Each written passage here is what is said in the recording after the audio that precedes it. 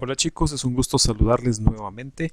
Bienvenidos a esta tercera sesión que tendremos con fecha 20 de abril del 2020. Es un gusto saludarles nuevamente y bueno, vamos a continuar.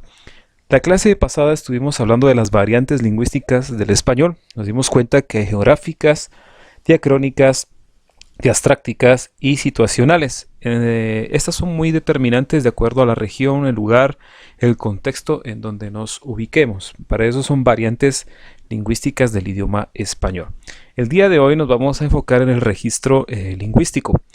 El registro lingüístico se presentó en el video pasado, la sesión 2, de una manera rápida, en donde se hablaba de la forma culta o formal, en la informal, en la jerga, en el caló, de manera rápida. Hoy lo vamos a ver paso a paso.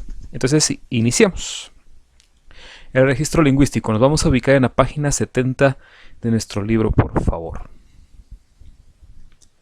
Muy bien. El registro lingüístico es el conjunto de variables contextuales, sociolingüísticas y de otro tipo que condicionan el modo en que una lengua es usada en un contexto concreto. Esto es bien interesante porque al referirnos del contexto, estamos hablando de que el lugar en donde nos ubicamos modifica el registro específico que vayamos a utilizar. Por ejemplo, yo no puedo hablar en casa o yo no puedo decir lo que digo en casa, en cualquier lugar. Yo no le hablo, por ejemplo, a mi directora o a mis maestros como le hablo a mis papás, o yo no le hablo al pastor de la iglesia como le hablo, por ejemplo, a mi hermano, ¿verdad? Hay gran diferencia. Eso se refiere al contexto. Lo sociolingüístico nos referimos a la sociedad, sí, también el contexto y utilizar el tipo de lenguaje o idioma o registro lingüístico adecuado dentro de la sociedad donde nos ubiquemos. Por ejemplo, si estamos en la iglesia, utilizamos un registro adecuado de acuerdo a lo que se está dando dentro de la iglesia, ¿verdad? Si utilizamos, por ejemplo, en la escuela, en el colegio, un registro adecuado de lo que se hablaría en el colegio. Esa sería nuestra situación sociolingüística y contextual, ¿verdad? De igual forma en el estadio podríamos hablar de una forma muy distinta, ¿verdad? A lo que podríamos nosotros decir. Entonces para ello es necesario conocer la clase o las clases de registros lingüísticos que existen dentro del idioma que utilizamos. Existen cuatro y son formal, informal, está la jerga y el caló. Estas cuatro son muy determinantes porque nos ayudan a nosotros como seres humanos y como seres sociales a enfocarnos en el lugar donde nosotros nos mantenemos constantemente. Pero es determinante que las conozcamos para que seamos pues personas cultas y muy conocedoras del idioma. Muy bien. La formal dice que exige que el emisor seleccione los recursos adecuados para comunicarse. En la formal vamos a analizar este tipo de registro. Vamos a entender que hay ciertas características dentro de lo formal o dentro de este registro que son las relaciones sociales, el propósito con que se va a dar la comunicación, el marco social, el tema, el medio, el género. Es muy importante que entendamos esto. La clasificación de los registros según su formalidad, que estamos entrando de lleno a la formalidad, está formal e informal. Ya lo vimos anteriormente en la definición de formal. Se caracteriza por o la selección de los recursos lingüísticos adecuados o el uso del lenguaje de una forma eh, cuidada, digamos, una forma adecuada, analizada. La informal se caracteriza porque le falta planificación, porque la expresividad pues domina al hablante, ¿verdad? También hablamos de un nivel de educación que es muy importante. El culto sería un nivel formal, es un nivel de educación alto. Un inculto sería un nivel de educación muy bajo. Es ahí donde tenemos que diferenciar las cosas. Depende cómo analicemos o hablemos nosotros, vamos a ubicarnos en dónde somos muy cultos y dónde nosotros no somos muy cultos. O sea, reflexionemos, pensemos ahorita y digamos, bueno, yo hablo de esta manera, bueno, ¿será que soy muy culto o bueno, yo utilizo palabras más técnicas, más profesionales, bueno, soy una persona más estudiada, más culta. Muy bien. En lo formal, nuevamente, vamos a ver una persona culta, una persona que se ha cultivado durante mucho tiempo, o sea, que se ha dedicado a estudiar, a leer, a analizar, a volver a leer, a inferir, ¿verdad?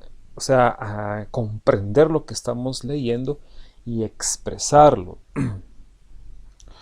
Vamos a ver una persona formal culta, sus características. Los hablantes hacen uso del léxico, el vocabulario variado y preciso, evitan repeticiones, etcétera. Se construyen oraciones complejas, ceñidas, con las normas gramaticales adecuadas. En el lenguaje oral se controla y se dirige la lengua hacia algo gestual. ¿Ven? Eso es bien interesante porque los gestos, ya lo hemos visto anteriormente y años anteriormente también, los gestos son determinantes para unificar las palabras que utilizamos y nuestros gestos. Eso también es algo culto o ya sea formal. Vamos a hablar un poquito de las jergas formales. Más adelante vamos a ver las jergas. Las jergas profesionales también entran en el contexto de alguien que es profesional. Si bien las jergas es un registro específico, ¿verdad? Son palabras usadas en ciertas, digamos que en ciertas sociedades o en ciertos grupos, ¿verdad? Que no todos las utilizábamos, ¿verdad? También es algo muy, muy culto e importante. Veamos aquí una juez, ¿verdad? Una juez es conocedora de la ley más que la ley, ¿verdad? Es muy, muy una persona muy intelectual para interpretar la ley, ¿verdad? Eso es muy importante. Bueno, vamos a ver eh, alguien formal inculto. Esto es bien importante, vea, informal inculto. ¿Qué podría pasar acá? Se distingue la situación formal, los hablantes no han excedido de las normas, no se ciñe a las normas gramaticales, el léxico es escaso. Aquí lo que pasa es que si estamos en un contexto formal y nosotros no utilizamos palabras formales, entonces digamos que nuestro cuerpo, nuestra mente está en una situación adecuada, digamos en el estudio, pero utilizamos palabras que nada que ver, entonces nos volvemos informales incultos. Utilizamos dequeísmos, queísmos, los morfológicos, utilizamos mucho de qué, ¿verdad? De que considero, de que eso es así. Esas son palabras que tenemos que tener mucho cuidado porque no las estaríamos utilizando adecuadamente en algo formal en el registro lingüístico. Muy bien, vamos a pasar a lo informal. Lo formal y lo informal pues casi siempre van de la mano porque en una se utilizan palabras muy formales o muy técnicas, mientras que en otra, hablando de lo informal, estaríamos hablando de lo coloquial. Muy bien. Lo coloquial, en sus características, el uso del vocabulario no tan preciso, ¿verdad? No tan técnico. Se construyen oraciones breves y simples, no ceñidas a las normas gramaticales. En el lenguaje oral se emplea el lenguaje gestual también. Sin embargo, sabemos todos que en lo coloquial nosotros utilizamos palabras o gestos que utilizaríamos en un contexto mucho más alivianado, digámoslo así, mucho menos profesional. Veamos acá, en la familia. Es como cuando nosotros nos dirigimos a nuestros padres, mira papá, mira que yo vi esto, contamos un chiste, bueno, nos relacionamos. Pero hay que tener cuidado con lo inculto, ¿verdad? Muy bien, aquí entraríamos en otro tema que vamos a analizar inmediatamente. Por ejemplo, las jergas. Muy bien, aquí la jerga también es parte del registro lingüístico. Si hablamos de lo formal, de lo informal, vamos a hablar de las jergas. Las jergas es un registro específico para los hablantes propios de una disciplina o un grupo determinado. Tienen un sentido restringido. Puede ser desde un cierto grupo geográfico o ya sea desde un grupo social, profesional, ¿verdad?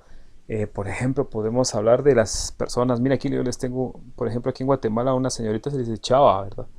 En Panamá, huial, en Argentina, huacha, etcétera, etcétera. Entonces, estas jergas nos llevan a ciertos grupos a comprendernos, pero en el sentido más adecuado, la jerga tiende a tener una cierta característica elemental sobre un cierto grupo.